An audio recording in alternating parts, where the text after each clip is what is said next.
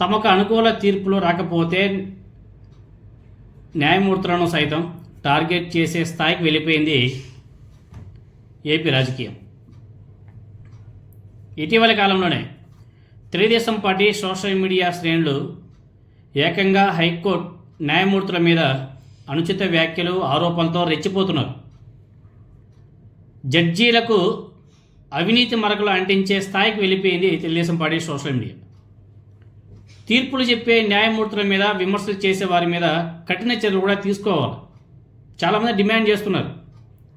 ఇటీవల కాలంలోనే రీసెంట్గానే వైఎస్ఆర్ కాంగ్రెస్ పార్టీ నాయకుడు తురకా కిషోర్ ఆయన విడుదలకు సంబంధించినటువంటి కోర్టు తీర్పుని తప్పుపడుతూ ఒక తెలుగుదేశం పార్టీ అనుకూల హ్యాండిల్ ఆయన ట్విట్టర్ అకౌంట్ తెలియదు, గుర్తులేదు, మర్చిపోయాను, అతని యొక్క ట్విట్టర్ అకౌంట్ నేమ్ గుర్తులేదు, తెలియదు, గుర్తులేదు, మర్చిపోయాను, ఒక ఫేక్ పేరుతో ఎక్స్లో జడ్జి గారిని కించపరుస్తూ అమ్ముడు పోయారేమో అనేసి వ్యాఖ్యానించడం జరిగింది.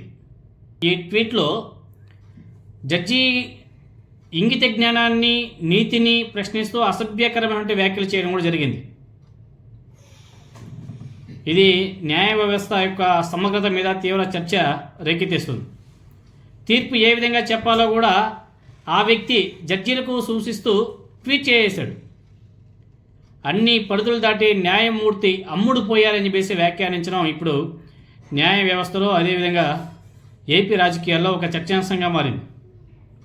తర్వాత మనం చూసాం వైఎస్ఆర్ కాంగ్రెస్ పార్టీ నేతల బెయిల్ మంజూరు తీర్పుల విషయంలోనూ హైకోర్టు న్యాయమూర్తి జస్టిస్ శ్రీనివాస్ రెడ్డి ఆయన గారి మీద కొంతమంది తెలుగుదేశం పార్టీ నేతలు అనుచిత వ్యాఖ్యలు కూడా చేశారు. జస్టిస్ శ్రీనివాస్ రెడ్డి గారి కులాన్ని, సర్వీస్ కాలాన్ని ప్రస్తావిస్తూ తెలుగుదేశం పార్టీ సోషల్ మీడియాలో యాక్టివ్గా ఉండే కొంతమంది దూషణలకు కూడా దిగారు. ఈవెన్ బార్ కౌన్సిల్ కూడా తెలుగుదేశం పార్టీ సోషల్ మీడియా దుశ్చర్యను తప్పుపడుతూ ఒకరోజు విధులను కూడా బహిష్కరించింది. ఈ వ్యాఖ్యల వల్ల జడ్జీల యొక్క వ్యక్తిగత వృత్తిపరమైన గౌరవాన్ని దిగజార్చడమే కాకుండా ప్రజల్లో న్యాయ వ్యవస్థ మీద ఉన్నటువంటి నమ్మకాన్ని కుంటిపరిచే ప్రమాదం కూడా ఉంటుంది అనేసి న్యాయ నిపుణులు కూడా చాలామంది చెప్తున్నారు. ఇటువంటి చర్యల మీద కఠిన చర్యలు కూడా తీసుకోవాలి. ఎందుకంటే గతంలో YSR Congress party social media వాళ్ళ మీద వాళ్ళేదో జడ్జీల మీద అనుచిత వ్యాఖ్యలు చేస్తారని చెప్పేసి ఏకంగా సిబిఐ ద్వారా ఇన్వెస్టిగేషన్ చేయించారు. సిబిఐ ద్వారా అనేక మందిని అరెస్టులు కూడా చేశారు. ఇప్పుడు న్యాయమూర్తుల మీద యథేచ్ఛగా సోషల్ మీడియాలో బీభత్సంగా ట్రోల్ చేస్తున్నారు, తిరుగుతున్నారు, ఆరోపణలు చేస్తున్నారు. వాళ్ళ మీద ఇప్పటివరకు ఎటువంటి యాక్షనే లేదు. ఆ తెలుగుదేశం పార్టీ ఎవరైతే జడ్జీలను దూషిస్తూ వాళ్ళ మీద ట్రోల్స్ చేస్తున్నారో ఆ సోషల్ మీడియా వారియర్స్ని అరెస్ట్ చేయాలి. వాళ్ళ యొక్క ఇష్టారీతి వ్యాఖ్యలను అరికట్టకపోతే భవిష్యత్తులో ఇలాంటి సంఘటనలు మరింత పెరిగే అవకాశం కూడా ఉంటుంది. న్యాయమూర్తుల మీద ఇలాంటి దాడులు జడ్జీల స్వతంత్రతను దెబ్బతీస్తాయి అని చెప్పేసి చాలామంది న్యాయ నిపుణులు కూడా అభిప్రాయపడుతున్నారు.